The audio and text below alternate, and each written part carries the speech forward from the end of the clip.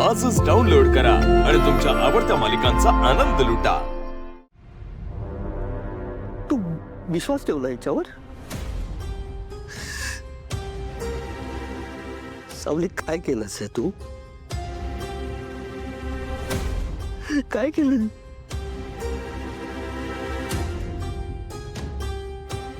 एक तर आम्हाला मूल होत नाही आणि त्यात आमचं नातं आहे असं झालं।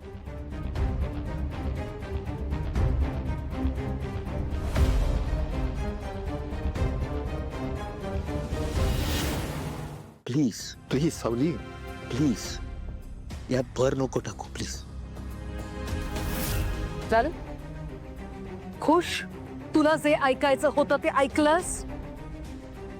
सावली, हे सगळं बाकीच्यांशी बोलण्याआधी माझ्याशी बोलायचं होतं ना एकदा तरी। माझा दादावर विश्वास आहे, दादा असं काही नाही करू शकत। आय एम सॉरी, पण ही गोष्ट मला पटलेली नाहीये।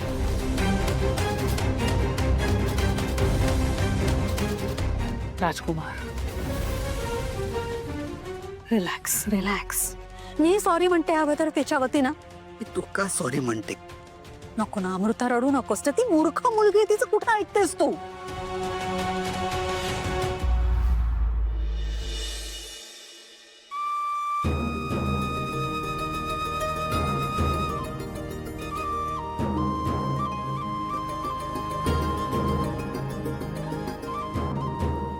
सावली,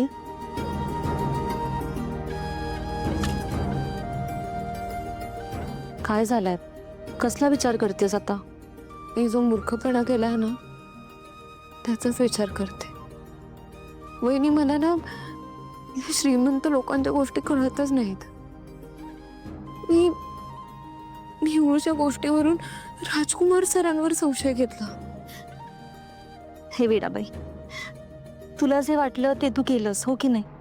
खरं तर तू सांगितल्यानंतर मला धक्काच बसला होता, पण नंतर यांनी सांगितल्यानंतर पूर्णपणे माझा गैरसमज दूर झाला। आणि मला सांग, तुला वाटलं म्हणून तू मला येऊन सांगितलंस ना? हो, तू उगाच संशय निर्माण केला ना वैद्य। हीच वेडी आहे। मला सांगू, मला गावाकडच्या खूप साध्या संस्कारात वाढले, त्यामुळे या शहरातल्या गोष्टी नाही कळत मला। इथल्या लोकांचं बोलणं वागणं हे सगळं कळण्याच्या पलीकडचं आहे वहिनी। आणि तुम्हाला सांगू, मी ना सारंग सरांना कधीच असं कोणाला मिठी मारताना नाही बघितलंय, पण मला आता कळतंय की श्रीमंत लोकांमध्ये असं कोणालाही गिफ्ट देणं किंवा हातात हात घेणं हे सगळं चालतं। सावली, मला तुला तुझी बाजू पटवून सांगायची काही एक गरज नाहीये। तुला जे वाटलं ते तू केलंस, हो की नाही? आणि तुला खरं सांगू का, मला खूप छान वाटलं की तू माझ्या बाजूने उभी राहिलीस आणि तुला माझी काळजी वाटली म्हणून तू मला येऊन सांगितलंस, हो की नाही? खरं तर ऐश्वर्याने हे सगळं ऐकलं नसतं तर या गोष्टी प्रेमाने सॉल्व्ह झाल्या असत्या, पण ठीक आहे, जाऊ दे। मी सारंगशी पण बोलले, तू नको काळजी करूस। आणि मला सांग, तुला माझी काळजी वाटली म्हणून तू मला येऊन सांगितलंस, हो की नाही? मग आता माझ्यासाठी अजून एक गोष्ट करशील? हो वहिनी, मी तुमच्यासाठी काहीही करायला तयार आहे। नक्की ना? नाही म्हणायचं नाही, सावली। वहिनी बोला तुम्ही। एक गोड स्माइल कर ना माझ्यासाठी, प्लीज कर ना, कर ना।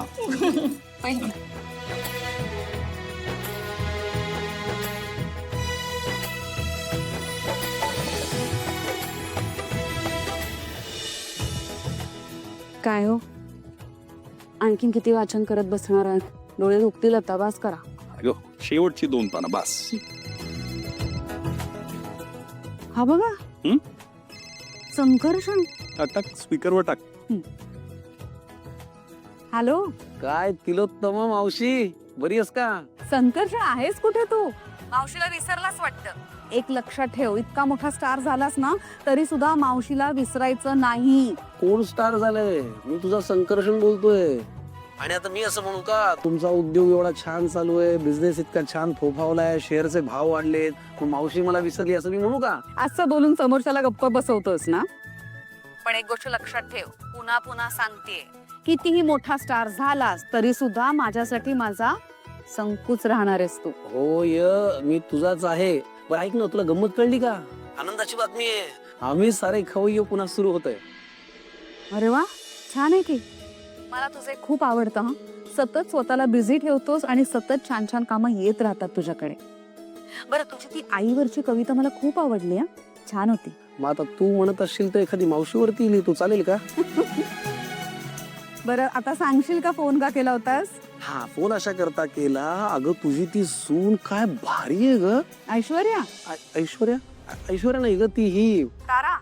अरे तारा खूप छान गाते हा. नाही नाही नाही, ती गायिका नाही ग, ती ही सारंगची बायको सावली.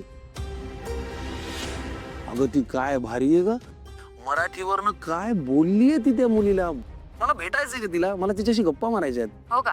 तिच्याशी गप्पा मारायच्या. पण काय ती आता नाहीये घरात. पण मी आहे तुझी मावशी, माझ्याशी मारशील गप्पा? असं कसं म्हणतेस तू? आता मावशीशी गप्पा नाही मारल्या, आता मी घरी सुखरूप पोहोचेन का? चल चल, बोलगे एवढा आहेस ना तू. आता सांगशील का कुठे आहेस तू? सांग पटकन. तुझ्या अगदी जवळ आहे, पुण्यात. अरे तू आत्ता सांगतोयस? तू एक काम कर, ते तुझी ते खवय्याची प्रॅक्टिस ना इथे आमच्या घरी येऊन कर. काय बोललीस तू आता, काय कमाल आयडिया दिलीस. मी एक काम करतो, उद्या तुझ्या घरी येतो, आपण घरी छान धमाल करू, मज्जा करू. फक्त घरातली माणसं, कुणी कुठे बाहेर जायचं नाही. ओके? ठरलं ठरलं, चल ये. Okay, thank you so much. Bye bye bye. हा, तिलोत्तमा, तुझ्या एक लक्षात येत आहे ना, तू नकळत आपल्या घरामध्ये स्पर्धेचं वातावरण निर्माण करतेस.